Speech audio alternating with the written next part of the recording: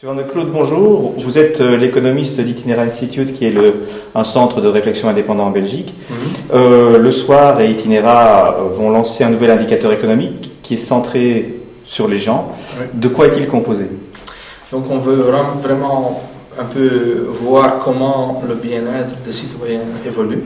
Et on a établi un indicateur synthétique, c'est-à-dire qui se compose de plusieurs sous-indicateurs. D'abord, on regarde vers le pouvoir d'achat et on mesure ça par l'évolution de l'inflation, mais aussi par la perception de l'inflation. Parce qu'il y a un certain temps, on a vu vraiment une différence entre les deux. Les gens regardaient leur pouvoir d'achat d'une toute autre manière que la réalité mesurée par l'évolution des prix à la consommation. Ensuite, on a le marché d'emploi, donc le chômage, mais aussi de nouveau la perception psychologique personnelle de l'évolution du chômage. Ces deux composants, on peut vraiment dire, ça mesure un peu comment l'évolution de la sûreté de la vie et du niveau de vie évolue dans la crise. Il y a une troisième partie, c'est vraiment plutôt la confiance dans l'économie, parce que pour le futur, on peut s'attendre que, par exemple, l'inflation restera très mitigée, très modérée à cause du ralentissement de l'économie, mais il y aura aussi de plus en plus de doutes sur est-ce qu'il y aura une reprise. C'est ça un peu la grande question aujourd'hui. Oui, on n'est pas dans les années 30, on a sauvé les banques, mais est-ce qu'on n'est pas dans un scénario japonaise? Et là, la confiance, la psychologie des gens est très importante. Donc, on a des sous-indicateurs qui mesurent la confiance, comment on voit l'économie, et aussi, est-ce que c'est le bon moment pour faire des grands achats?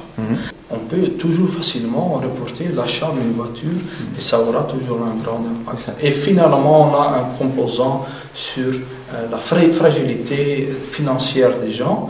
On mesure l'arriéré, donc est-ce que les gens sont encore capables de rembourser leurs prêts à la consommation. Donc on voit dans l'indicateur qu'on va publier dans le journal de samedi qu'il y a une forte plongée d'avril à grosso modo novembre 2008 et puis une légère reprise à partir de ce moment-là.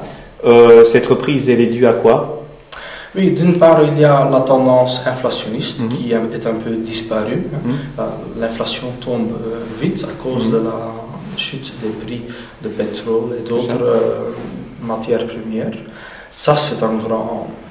C'est après la grande discussion sur le pouvoir d'achat les années précédentes, c'est un peu un soulagement. Sur ce point-là, on est moins touché. Il y a une bonne nouvelle là, mais d'autre part, les autres indicateurs risquent à rester dans le négatif. C'est ça, surtout le chômage qui peut encore s'aggraver. Un peu un grand inconnu, c'est vraiment la psychologie. Est-ce qu'on a escompté déjà le pire? Est-ce que les gens sont déjà très négatifs ou est-ce que ça peut encore s'aggraver? C'est ça. Et donc voilà, la dernière question que je vais vous poser, c'est dans le futur à court et moyen terme, est-ce que vous pensez que cet indicateur va de nouveau augmenter encore, donc que le moral des gens va être meilleur, ou bien Oui, donc on a un peu cette réflexe pavlovien, je dis toujours, de dire oui, il y a une crash, une crise et ensuite on a une reprise. Ça reste à voir. Donc il y a quelques indicateurs sur le chômage, sur la fragilité financière des gens. Donc je ne serais pas trop optimiste encore. Je ne veux pas déprimer les gens, mais c'est pas...